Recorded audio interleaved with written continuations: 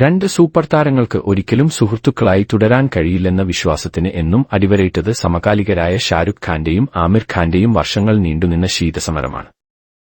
2008-ൽ ഏതാനും ആഴ്ചകളുടെ വ്യത്യാസത്തിൽ ആമിർ ഖാൻ നായകനായ ഗജിനിയും ഷാരൂഖ് ഖാന്റെ റബ് നെ ബനാ ദി ജോഡിയും തിയേറ്ററുകളിൽ എത്തിയിരുന്നു.